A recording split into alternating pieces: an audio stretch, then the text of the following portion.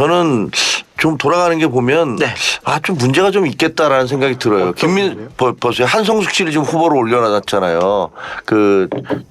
중소기업벤처부 네. 장관인데 저는 저분이 만약에 총리가 되면 무슨 역할을 할 수가 있지? 라는 생각이 들거든요. 그야말로 속된 말로 얼굴마다 만져놓으신 거잖아요. 그분이 다른 장관들이 그분한테 말 듣겠습니까? 영이 쓰겠습니까? 그동안에 수없이 이 정치판에서 구르고 굴렀던 분들이 야, 저 사람 뭐야 갑작스럽게 뭐 날라와서 그 얘기는 뭐냐면 대통령이 야, 총리 필요 없고 내가 그냥 다 알아서 할 거야. 직할 통치. 직할 통치하겠다는 얘기거든요. 다른 사람 필요 없어. 여기다가 예를 들면 대구에 나왔던 김부겸 같은 이런 분들 앉혀놓으면 이분도 역할을 열심히 하겠지. 그러나 이분은 대통령한테 대통령님 그렇게 하시면 안 되거든요. 이런 얘기할 사람이니까 이런 사람을 안 놓고 그리고 그냥 하나 앉혀놓은 거예요. 그런 거 보면 야 대통령 후반기에 김민석 당대표 그다음에 총리는 그냥 얼굴로 앉혀놓고 내가 다 쥐고 흔들 거야. 당이고 내각이고 뭐 다 내가 흔들래. 그렇죠. 이런 생각을 하시는 건가라는 굉장히 좀 걱정스러운. 대한민국에서 그거 성공할 수 없거든요. 네. 아니 공인이 더구나 야당의 대표가 변장을 하고 거길 왜 갑니까? 그 이해가 안 되잖아요. 그럼 서정욱 변호사님 말씀 맞다나 뭐 비판받을 거 공격받을 거 그거 두려워하면 왜 당대표 합니까? 그냥 나가서 그냥 평인으로 사세요. 그 욕먹는 것이 두렵거나 그 칭찬받는 것들에 우쭐하려면 그냥 나가서 살면 되지. 당대표가 그럴 수 없는 건데. 그랬을까요? 근데 제가 보기엔 이거 일종의 쇼예요. 쇼. 내가 이렇게 보통 사람으로서 이 시위에 대해서 살펴보러 갔다. 그 사진 찍었잖아요, 결국은. 누군가 찍어서 올려요. 올려서 마치 옛날에 어떤 사람 이런 거 있었어요. 버스 아주 유명한 앵커셨는데 갑자기 버스를 딱 타고 가면서 이 아주 값싼 시계 손에다 차고 다니는 거 이렇게 보여주는 그런 것들이 있었던 분도 있었어요. 제가 보기에 그냥 그거 쇼다. 그런 식의 쇼가 통하는 세상이 지났는데 그걸 또 하고 있다, 당대표가. 그런 생각이 들어요. 그러니까 공소 취소하면 국민과 함께 절대로 가만히 있지 않겠다는 얘기는 후보일 때도 여러 차례 했어요. 네. 저는 마땅히 그래야 된다고 생각해요. 왜냐하면 윤석열 전 대통령의 불법적인 비상계엄에 목숨 걸고 맞섰잖아요. 그렇죠. 아니 헌법이 더 앞서는 것이고 국민이 더 앞서는 것이기 때문에 막아쓴 거예요. 근데 이거 지금 대통령이 지금 또 공소 취소 특검을 자기 당 다수를 앞세워서 특검을 임명해서 자기에게 제기된 혐의들을 다 없애버리려고 한다? 네. 이거 구테타거든요. 이거는 입법 구테타예요. 막아야죠, 당연히. 네. 저도 막을 겁니다. 저도 만약에 하면 저부터 앞장서서 제가 옛날에 민주당이 비상계엄 할 거라고 얘기했을 때 그럴 리가 있습니까? 그럼 만약에 그런 일이 있으면 저부터 나가서 막겠습니다. 이렇게 얘기했어요. 윤석열 대통령이 그걸 하더라고요. 그래서 저도 앞장서서 막았습니다. 그때 그러셨죠. 근데 이번도 약속드리는데 만약에 이재명 대통령이 이걸 공소 취소 특검을 해서 이걸 막겠다. 저부터 광화문에 깃발 들고 나갈 겁니다. 이거는 헌법 파괴예요. 저는 이런 거 보면 역시 장동혁은 자기하고 같은 편이나 다른 편 관계없이 오세훈도 공천 줘. 유이동도 공천 줘. 타이저 정지석 배제 다 잘한 거 아닙니까? 그래서 이 결과는 나온 거예요. 그렇게 객관적인 사람이 자기를 비판했다고 김종혁이를 제명시키고 배현진을 징계하고 한동훈을 새벽 1시 반에 보도자료 한 장으로 제명해 버립니까? 그게 객관적인 사람입니까? 네. 그리고 지금 말씀하신 거 정진석 비서실장 안 준 거는 여론이 너무 나빠서 줬다가는 망할 것 같으니까 어쩔 수 없이 그런 거 아니에요? 유이동 그때 양양자 씨 같이 하려고 하다가 양양자 씨가 경기도지사로 가는 바람에 사람이 아무도 없어요. 어쩔 수 없이 준 거 아닙니까? 그래서 한 번이라도 거기 지원 나갔습니까? 그리고 오세훈 시장에 대해서는 오세훈 시장도 계속 비판을 하고 있는데 질질질 끌려다니다가 어쩔 수 없이 그냥 오세훈 시장이 쟁취한 거지 그게 장동혁 대표가 준 겁니까?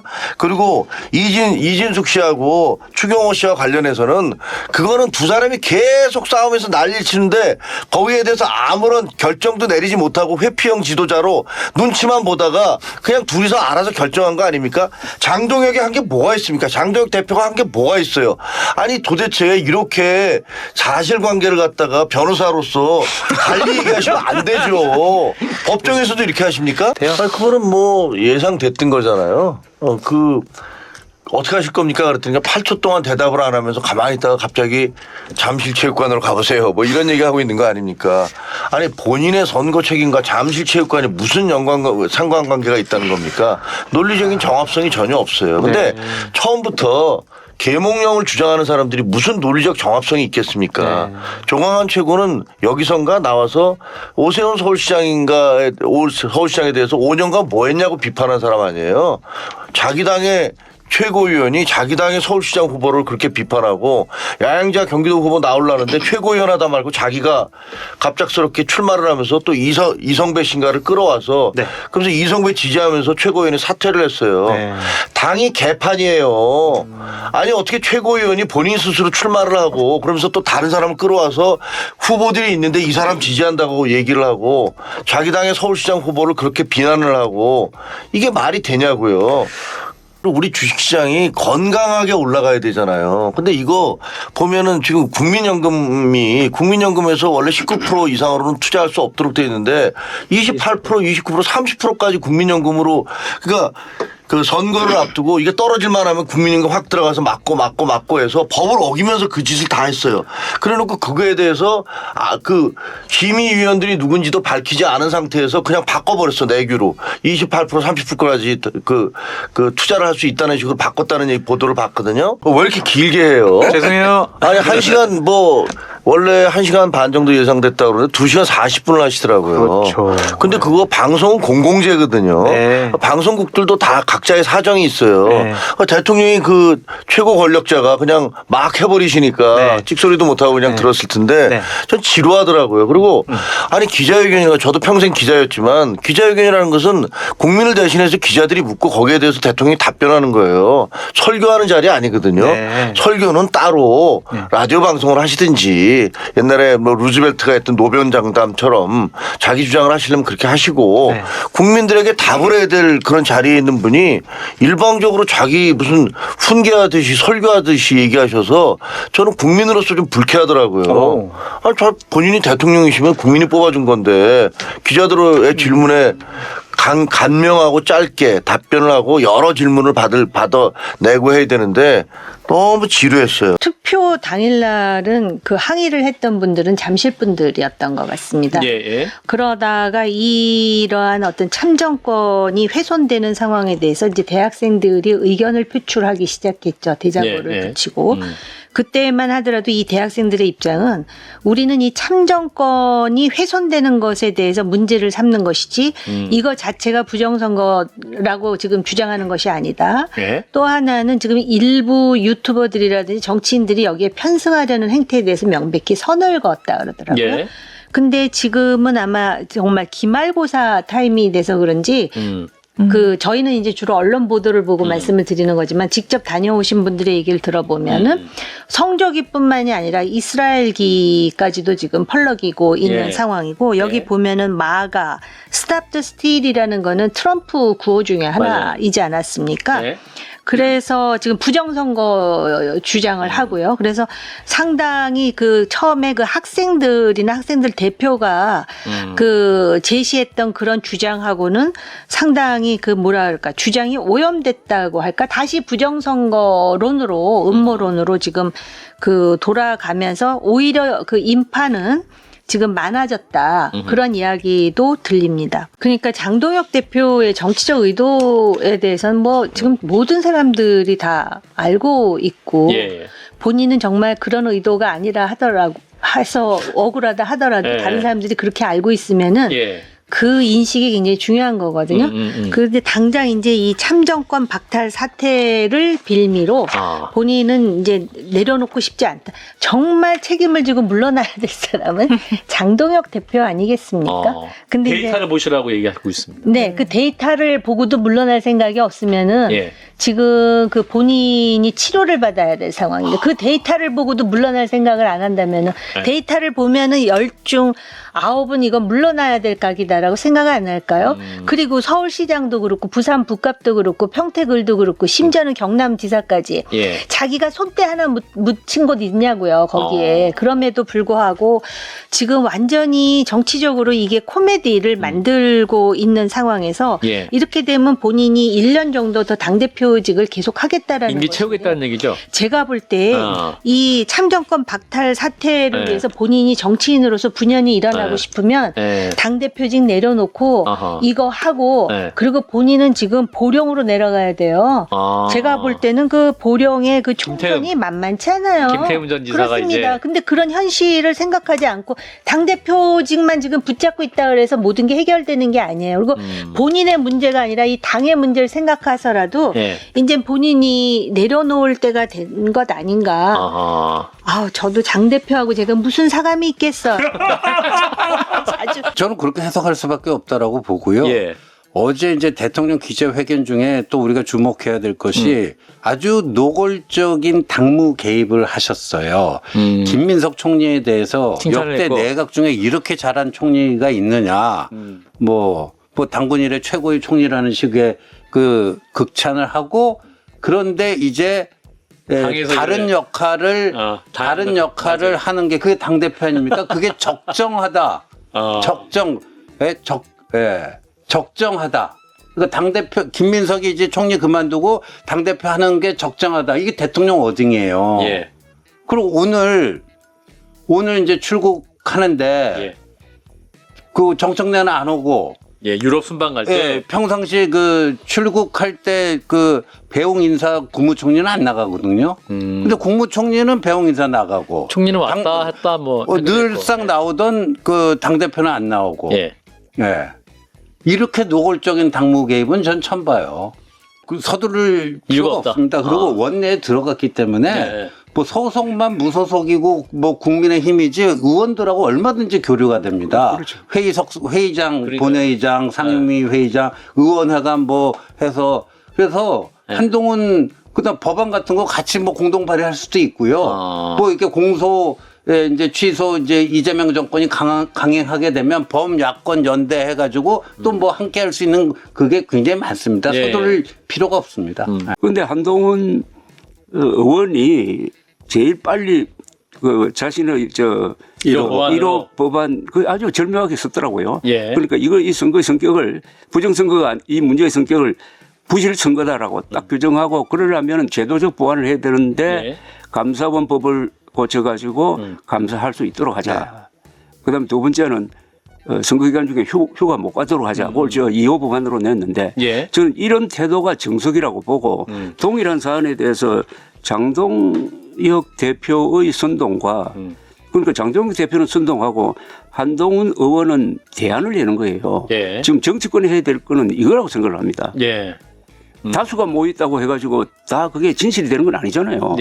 다수의 그 이야기 중에는 그게 국가가 도저히 부담할 수 없는 요구사항이 많거든요. 그런 건 정치권에 걸러야 되는 것 아닙니까? 그런데 지금 장동혁은 공동체 일종의 뭐 불을 지르고 있는 거 아닙니까? 불가능한 일을 하겠다고 하는데 우선 참정권 박탈을 누가 하고 있느냐? 전국 재선거를 하면은 그게 참정권 박탈입니다. 그렇지 않습니까? 이번에 몇 사람이 투표했느냐 하면은 2,723만 6,443명이 투표를 했어요. 그 사람들이 참정권 행사한 거 아닙니까? 그걸 무효화하겠다는 거 아닙니까? 그렇죠.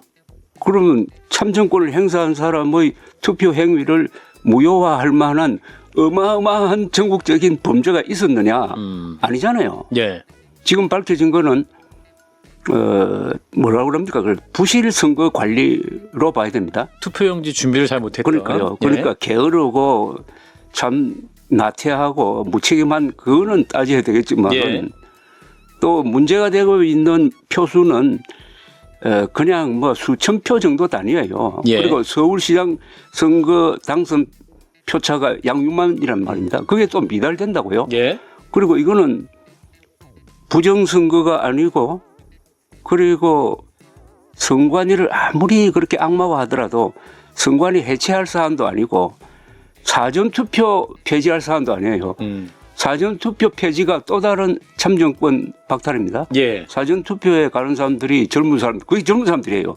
젊은 사람들, 직장인들인데 그런데 어떻게 이런 어마어마한 이야기를 하는지 저는 지금 국민의힘이 이런 당 대표를 왜 그만두고 가만 구경만 하고 있는지 전 이해가 안 됩니다. 오래 못 버틸 겁니다. 아. 제가 보기에는 무슨 뭐 구조적으로 방법이 있느냐, 쫓아낼 방법이 있느냐 이런 얘기 하시잖아요. 네. 근데 장동혁 대표가 너무 가버렸어요. 예를 들면 아예 부정선거 황교안 노선으로 그냥 가버렸잖아요. 전국 동시 재선거를 하자고 얘기를 하고 있죠. 그것뿐만이 아니고 무슨 뭐 5억 9천만 분의 1이니 뭐니 해서 무슨 근거로 그런 얘기를 했는지 모르지만 그 이전에도 수많은 선거에서 비슷한 사례들이 많이 있었잖아요. 네. 근데 이번 것만은 송도권만을 가지고서 이게 무슨 완전히 불가능하다. 그 얘기는 부정선거 했다는 거 아니에요. 네. 근데 이거에 대한 입증 책임이 있어야 돼요. 오늘 대안과 미래에서도 아니 부실 선거에 대한 청년들의 어떤 젊은이들의 분노에 우리 다 같이 동참한다. 하지만 이것을 부정선거로 그냥 낙인을 찍어버리면 그다음에 이게 말이 되느냐라고 공격을 하고 있잖아요. 네. 그러면서 대안과 미래에서는 사퇴해라. 저 직을 내려놔라 이렇게 얘기를 하고 있습니다. 네. 근데 그 이전에 많은 분들이 무슨 가능성이 있겠느냐 안 물러나면 끝이지라고 얘기하지만 저 선관위 부분이 예를 들면 제도권 안으로 들어오게 되잖아요. 네. 예를 들면 여기서 이제 특위를 만들고 그다음에 국정조사를 시작하고 특검이 어떻게 될지 모르지만 그러면 이 과정에서 여러 가지 문제점들은 확인이 될 거예요. 그러면서 이제 이게 제도 안으로 들어가는 거예요. 그러면 나중에 비제도적인 주장을 했던 전면 재선거 내지는 부정선거 이거 주장을 당대표가 했어요. 당에 있는 사람들과 아무도 상의하지 않고 여기에 대한 책임 소재가 반드시 따를 것이고 굉장한 비판이 계속 쏟아질 거예요. 진보 정권만 들어서면 왜 이렇게 위원회가 많이 만들어져요? 뭐 무후죽순으로 만들어집니다. 문재인 정부 때도 그렇고 네. 무슨 실효성 있는 뭘 결과를 도출했다는 얘기는 못 들었어요. 근데 마찬가지로 이것도 지금 처음에 공소 취소 청문회를 했지 않습니까? 네. 국조특위. 네. 본인들이 유리한 증인들만 불러다가 거기다가 자기들끼리 이제 검찰의 조작 기소가 확인됐다고 북치고 장구치면서 그러면서 특검을 임명하자. 그래서 특검한테 공소 취소 권한을 주자. 이렇게 하다가 이번 선거에서 민심의 심판을 받은 거 아닙니까? 그러고 나니까 검찰총장 불러다가 대통령이 국무회의에서 훈계조로 무오류가 없는 사람은 없다느니 뭐니 윤리 선생님 하는 말씀하면서 검찰총장한테 무언의 압박을 가하지 않았습니까? 그리고 검찰에서 그걸 그래도 안 하니까 외부 민간인들 불러다가 조사를 한 다음에 봐라 조작 기소가 분명하다. 그러니 검찰 니네 빨리 니들 스스로의 손으로 취소해. 이런 수순으로 가려는 것 같아요. 그러니까 공소 취소 특검을 임명하려고 하다가 막 저항에 부딪히니까 이거 그냥 원점 재검토하겠다 이렇게 얘기해 놓고서 이걸 다시 시작하자니 여론이 무서우니까 야 그럼 외부 인사들이 검찰에 문제가 있다고 하지 않냐. 그러니까 검찰 니들 스스로의 손으로 포기해. 취소해. 이렇게 가려는 것처럼 보여요. 이게 가능한 시나리오가 아니에요. 그냥 좀 어떻게 보면 굉장히 안간힘을 쓴다. 너무 무리수둔다. 이런 생각이 들어요. 이렇게 엄청난 사태를 또다시 거래의 대상으로 삼으려고 하면요. 국민들이 용서하지 않습니다. 아니 뭐 원샷도 좋은데 네. 지금 이거를 뭐 다른 정치적인 이해관계, 이해득실과 내가 연계시키겠다라고 얘기하는 거 받아들일까요?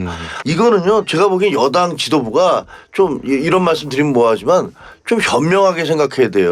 제가 만약에 여당 지도부라면 그래 그동안에 야당 니네가 부정선거 그렇게 일각에서 주장한 사람이 있지. 네. 니네가 위원장 맡아서 한번 해봐. 그래서 부정선거 있는지 한번 확인해봐. 그 니들 입으로 한번 밝혀봐. 저 같으면 그렇게 얘기하겠어요. 이게 좋은 기회거든요. 네. 왜냐하면 이번에 진짜로 이 부정선거가 있었는지 여부를 갖다 파헤칠 수 있는 좋은 기회. 저는 부정선거 주장하는 사람들은 망상이라고 생각하거든요. 네. 그렇다면 여당에서도 클리어하게 하기 위해서. 이거를 클리어하게 하기 위해서 할 수도 있고 그다음에요. 솔직히 지금 돌아가는 사태 보십시오. 대한민국의 헌법기관 중에서 이렇게 무능한 조직이 있습니까? 공무원 조직 중에서도 이렇게 무능한 조직이 없어요.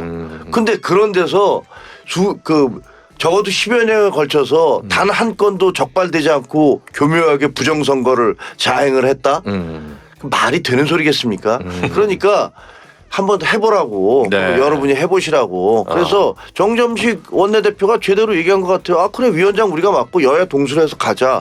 이렇게 받아들이면 아마 국민들도 박수 칠 겁니다. 근데 여기다 대고서 야 그거 우리가 다수당이니까 우리가 할래 라고 얘기하면요. 그럼 또 욕 먹습니다. 글쎄요, 이거는 사실 그 우리 당의 중도 그러니까 개혁 네. 세력이 과반을 넘어서게 되는 순간 네. 의원들 중에서 우리가 60명이 되는 순간 그때는 너무나 당연한 일이 돼버릴 것 같아요. 그래서 근데 그 순간이 지금 점점 다가오고 있고 네. 우리는 뭐 어찌하던 지금 과거에 어찌하던 지금 이제 그 개혁에 대한 네. 어떤 그러한 의지에 공감하는 분들이면 모두 함께 크게 열고 함께 가겠다라는 그런 뜻이 있기 때문에 그냥 그 시간까지 좀 기다리면 되지 않을까. 근데 그렇게 멀 것 같지는 않습니다. 멀 것 같지는 멀 않다. 것 같지는 않고 근데 이제 다만 한 가지 변수는요. 예. 장동혁 대표가 내년 7월까지 안 물러나는 거예요. 그 장동혁 대표는 제가 지금까지 쭉 살펴보니까 스스로는 절대 안 내려올 거예요. 안 물러날 것 같은데? 절대 안 물러날 것 같은데요, 지금? 절대 안 물러납니다.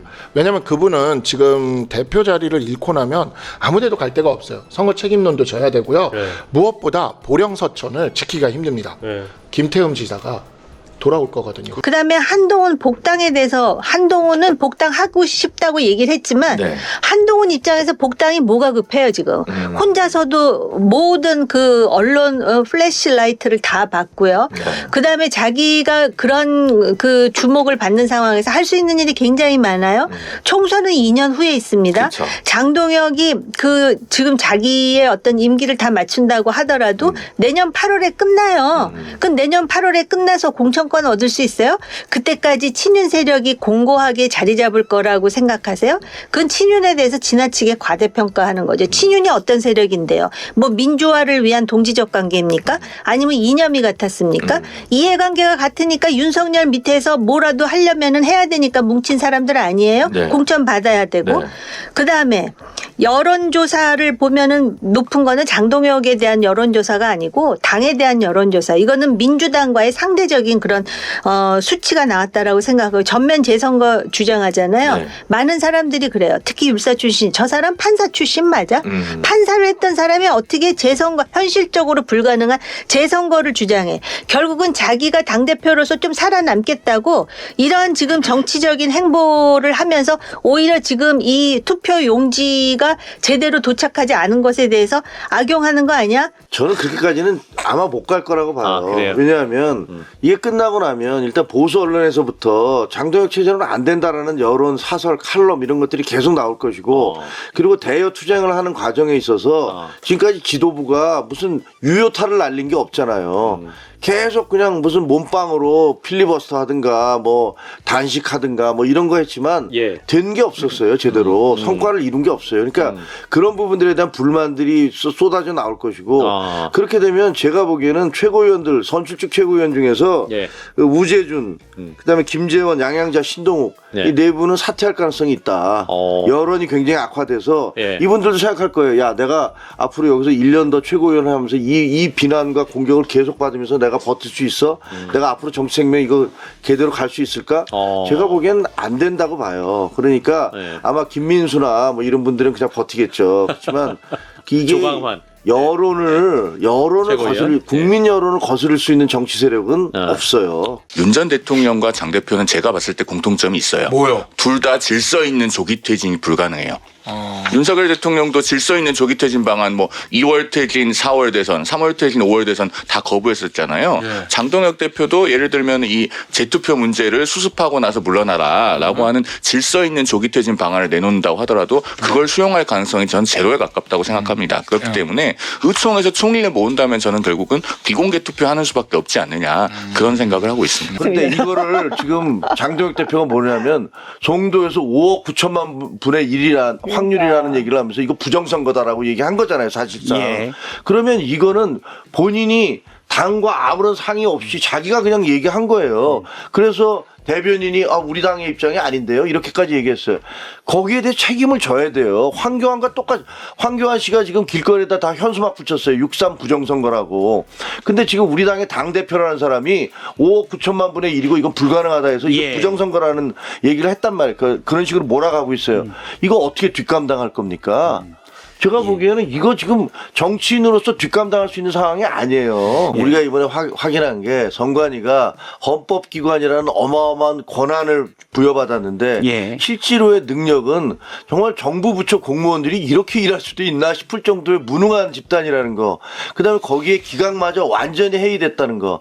그러니까 과도한 권한이 주어지고 능력은 없고 기강까지 해이된 그 집단이 만들어낼 수 있는 모든 그 현상이 지금 다 드러나고 있는 거잖아요. 근데 이런 문제점들을 개선하는 것들에 대해서는 누가 반대하겠습니까? 쌍수를 들고 환영하죠. 그리고 이번 통해서 뭐가 확인됐냐면 야 저렇게 무능한 집단이 부정선거를 획책해서 지난 15년 동안에 이거를 그렇게 아마 그 전 세계에서 가장 뛰어나다는 이스라엘의 모사드가 와도 정보기관이 와도 할 수 없을 것 같은 그런 부정선거를 해왔다고 라는 것들이 얼마나 어처구니 없는 일인지가 하나가 확인됐고 그 다음에 너무나 이상해라고 얘기하는 뭐 송도에서 투표 숫자가 같다든가 뭐 이런 것들이 과거 선거에서도 무수하게 있었다는 것들도 확인됐고 그래서 저는 이번에 여야가 국조특위를 하고 나면 아마 부정선거라는 것들이 얼마나 터무니없는 주장이었는지가 확인될 거라고 생각을 해요. 그렇게 할 수 있는 집단이 못 돼요. 그러니까 선관위가. 너무 무능하고. 그러니까 정치공학적인 걸 떠나서 제가 김정일 최고위원님. 건 그 지금 장동혁 대표가 물러나고 안 물러나고가 중요한 게 아니라 적어도 이 선거 결과에 대해서 솔직하게 국민한테 유권자에게 당원들에게 얘기를 해야 되는 거예요. 이렇게 저놓고서 이겼다고 주장하는 그 뻔뻔함이 어디서 나오는 거냐고요. 그걸 얘기하는 거예요. 저는 뭐 장동혁 대표가 계속 있든 말든 별 관심 없습니다. 그거는 뭐 상황에 따라서 달라지겠죠. 그러면 적어도 객관적인 상황에 대한 사실적인 분석은 있어야 되잖아요. 이거를 자기에 대해서 그 비판이 제기되니까 그거를 부정선거로 지금 회피하려고 하는 거 아닙니까? 그러니까 더 나쁜 거를 통해서 지금 이 위기를 또 극복해 나가려고 하는 그런 태도가 너무나 잘못됐다. 이거는 거의 보수를 괴멸시키는 거다라는 생각이 들어요. 정상적인 보수로 가야지 민주당이 저렇게 뭐 내분이 벌어지고 뭐 싸움 벌어지고 할 때 우리가 얼마든지 저희 그 보수가 다시 재건되고 회생할 수 있거든요. 장동혁 지도부식으로 가면 우리는 재생할 수가 재건할 수가 없어요. 그래서 저는 그게 안타까운 거예요. 왜 사실을 사실대로 얘기하고 졌다. 제가 잘못했다. 이러이러한 부분에서 뭐 잘못한 게 있다. 그리고 이거 이렇게 개선해 나가겠다라고 얘기하는 게 아니라 잘못한 게 하나도 없고 나 때문에 이겼고 그다음에 이거 부정선거니까 부정선거예요. 이렇게 주장하고 있는 거 아닙니까? 그런데 웃기게도 장동혁 당권파들은 거기 이겼으니까 장동혁 때문이 아니냐라는 이런 해괴망측한 주장을 하고 있는 거예요. 누가 봐도 말이 안 되잖아요. 자기를 피한 사람들이 다 이겼는데 근데 이겼으니까 나 때문에 이긴 거다라고 얘기하는 정말 말도 안 되는 주장을 하고 있어서 양쪽 모두 이 선거 결과는 결국 국민들의 선택이었고 그 국민들의 선택은 놀랍게도 무서운 것이었는데 제가 보면 그래도 민주당은 자기 반성이라도 좀 하는 것 같은데 국민의힘 당권파들은 도대체 어디서 이런 신박한 논리를 끄집어내는지 이해가 안 돼. 이미 나온 거니까 제가 좀 말씀을 드리면 비공개 때는 더 심하게 뭐 어린 노무 뭐 그러면서 저한테 더 어린 노무 뭐 더 그 뒤에 붙는 말은 제가 붙이지 않겠습니다. 어린 노무 XX? 어린 노무 베이비? 그렇게. 근데 이제 보도된 거 보면 조광원 최고위원은 저 찾아봐 주세요. 어린 사람이라고 본인은 말했다. 뭐 요렇게 뭐 언론에 얘기를 한 것 같은데 우리 저 우재준 최고위원이 들은 거는 어린 노무 베이비 요거라는 말씀이신 거잖아요. 뭐 그런 식의 표현은 적절하지 않죠. 저도 사실은 이런 말이 나올까 저 굉장히 당황했습니다. 저도 이런 말이 나올 거라고 생각도 못해서 제가 이렇게 문제 제기한 부분이 저는 일리 없는 부분이라고 생각하지 않습니다. 그리고 제가 나름 선출직 최고위원이잖아요. 선출직 최고위원으로서 지금 우리 당이 어떤 역할을 해야 될지 우리 지도부가 어떻게 해야 될지 저 나름대로 굉장히 고심을 많이 하고 양심을 가지고 하는 말인데 거기에 대해서 본인의 의견을 내는 게 아니라 마치 그냥 뭔가 무시하는 듯한 나이로 무시하는 듯한 이렇게 발언을 하는 건 매우 잘못된 발언이고요. 더더군다나 지금 뭐 이렇게 2030 분노가 강하고 거기에 대해서 우리가 어떻게 소통할 건가라는 부분을 우리 당이 고민하고 있는 상황에서 이런 식으로 나이로 뭔가 무시하는 듯한 발언을 하는 건 적절하지 않았다고 생각을 합니다. 우리 지도부가 원래 임기는 내년 8월 3월까지입니다. 예. 그러면 그 다음 총선은 4월에 있습니다. 그 다음 4월에 있으면 예. 2월까지 공천을 맞춰야 되기 때문에 실질적으로 다음 지도부는 6개월밖에 시간이 없어요. 그러면 6개월 만에 인재를 우리가 그 발굴하고 정책도 발굴하고 조직도 정비하고 이렇게 할 수 있는 시간이 전혀 없습니다. 예. 그렇기 때문이라도 지금 우리 지도부가 한번 물러가줘야 다음 지도부가 들어와서 다음 총선을 준비할 수 있는 시간이 있습니다. 예. 그리고 다시 이렇게 새로운 지도부가 들어오면 그 과정에서 지금까지 있었던 수많은 논의들이 또 나올 거고 예. 그것들이 이제 선거 결과로 집약이 되면 그 지도부는 권위를 얻어서 당을 하나로 뭉쳐서 다음 총선을 준비할 수 있다는 겁니다. 예. 그래서 물론 뭐 참패라고 이야기하는 사람도 있고 오히려 뭐 장동혁 대표님 잘했다고 이야기하시는 분도 있어요. 예. 그러면 장동혁 대표님 잘했다고 이야기하는 사람들은 차라리 장동혁 대표님 재출마를 하셔서 전당대회 거기서 평가를 받으셔야지. 예. 그래야지 뭐 지금 지도부가 다시 권위를 갖고 가는 거지. 이런 식으로 그냥 우리 남은 임기 채우겠다. 이거는 의미도 없고 우리 당에 도움도 되지 않는다는 측면에서 제 모두 다 사퇴하자고 이야기를 했던 겁니다. 그러니까 이게 이 망상도 이 정도면 거의 진짜 병원에 가봐야 될 정도가 아닌가 싶은데, 그러니까 부정선거를 한 이유가 오세훈을 당선시키기 위해서 부정선거를 했다는 겁니까? 그리고 황교안 씨는 더 웃겨요. 네. 아니 본인은 10%도 못 얻었잖아요. 네. 근데 그러면 이번 선거는 부정선거다. 6.3 부정선거라고 길거리마다 그 현수막 붙여놨더라고요. 네. 그러면 거기서 그 조국과 김용남 떨어뜨리고 유이동 당선시키기 위해서 부정선거를 했다는 겁니까? 아니 도대체가 뭐가, 초등학생도 이런 얘기 들으면 이게 도대체 무슨 소리인지 할 겁니다. 더 크게 이길 수 있는데 부정선거 때문에 가까스로 이겼다. 윤석열 대통령 당시부터 그렇죠. 그런 그런 식의 논리를 갖다 대면 다 우리가 압도적으로 이길 수 있는데, 그러니까 여론조사도 다 사기고 그다음에 투표도 다 사기고 이 세상에 자기 빼고는 다 사기라는 거 아닙니까? 무적의 논리입니다. 다 그걸로 설명돼요. 네, 그렇죠. 우리가 이긴 거는 더 큰 부정이었는데 가까스로 이긴 거고, 그다음에 우리가 진 거는 부정 때문에 진 거고, 말이 안 되는 얘기를 하고 있는 거예요. 그래서 저는 여기에 지금 당 지도부가 올라타고 있는 게 네. 정말 말이 안 된다고 생각하거든요. 아니 도대체가 장동혁 대표는 왜 변장까지 하면서 거기 가서 그 쇼를 하고 앉아 있습니까? 당 대표로서 당당하게 가서 자기 입장을 밝히든가. 지금 가장 아픈 패배가 뭐예요? 하정우, 김용남, 정원호. 명픽이다. 그렇잖아요. 예, 다 명픽 아닙니까? 대통령이 하정우, 한동훈한테 지고 김용남, 유이동한테 지고 정원호, 오세훈한테 졌는데 이게 다 명픽 아니었습니까? 근데 이분들에 대해서 이게 만약에 여기서 이겼으면 아마 네. 졌다는 얘기 절대 안 할 거예요. 민주당이. 근데 대통령이 픽해서 졌는데 그걸 갖고 얘기하는 것도 이상하고, 또 그 전체적인 흐름을 바꿔놓은 게 뭐 때문에 그래요? 공소 취소 특검 밀어붙이려고 하다가 이건 당에서 밀어붙이자면 누구를 위해서 밀어붙입니까? 대통령 위해서 밀어붙인 거 아닙니까? 그거 하다가 확 판이 바뀌었고, 그다음에 스타벅스에 대해서 대통령이 뭐 개입을 하기 시작하시잖아요. 장관까지 개입해서, 아니 뭐 니네 부처에서 공무원들이 스타벅스에서 얼마나 시켜먹는지를 보고해서 내라. 이게 말이 되는 얘기입니까? 이거 무슨 뭐 공산주의 국가입니까? 레임덕이 시작되는 거죠, 뭐. 그러면 간단하게 대통령이 영에 하나도 안 사는 거예요. 그리고 대통령이 공정하지 않다. 자기가 되고 난 다음에 자기는 중립적인 관리자로서 국민에 대해서도 그렇고 자기 당에 대해서도 그렇고 그렇게 활동을 해야 되는데, 특정 편을 딱 들어서 자리매김을 한 순간 그동 공정성 시비가 생기는 거고 거기에 대해서 영에 안 쓰는 거예요. 근데 그게 아니라 본인이 원하는 사람을 당선시켜 봤다고 쳐보세요. 그러면 그거는 좋은 건가? 저는 그것도 아니라고 생각해요. 왜냐하면 김기현 씨가, 윤석열 전 대통령이 김기현 후보를 당선시켜 봤거든요. 4%짜리를 그렇게 밀어붙여갖고 당대표 시켜놨어요. 그래서 국민의힘이 잘 됐습니까? 국민의힘이 엉망진창이 됐어요. 이재명 대통령이 그 선거에 개입하는 게 이번이 처음이 아니에요. 예를 들면 당대표 때도 그 김민석 최고가 그때 떨어지게 생기니까 본인의 차에다 태워서 왜 그렇게 안 올라가지? 뭐 이러면서 그래갖고 올려줘갖고 수석 최고위원 된 거 아닙니까? 아니 근데 그때는 그거는 모든 후보자를 다 차에 태웠잖아요. 본인이 그 예를 들면 한준호, 네. 그다음에 김민석 해서 자기가 당선시켜야 될 사람들을 태운 다음에 거기다가 분위기 띄워줬죠. 그다음에 박찬대 원내대표 선거할 때도 그때도 사실상 영향을 미친 거 아닙니까? 조정식 국회의장 할 때 그 대놓고 밀어서 박 전 의원 떨어뜨린 거 아닙니까?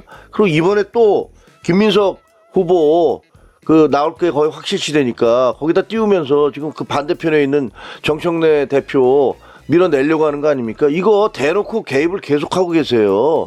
이거 별로 좋은 거 아닌데 하고 있는데 어떻게 보면 이 그 양쪽의 갈등은 정권 출범부터 그 싹이 내재되어 있었던 거예요. 대통령이 이렇게 선거 개입하시잖아요. 나중에 큰일 납니다. 그 얘기 뭡니까? 야, 너 당신은 5년이면 끝나지만 앞으로 우리는 계속 있을 거거든. 뭐 이런 얘기 어떻게 듣자면 이건 대놓고 협박하는 거야, 뭐야 이렇게 들을 수도 있거든요.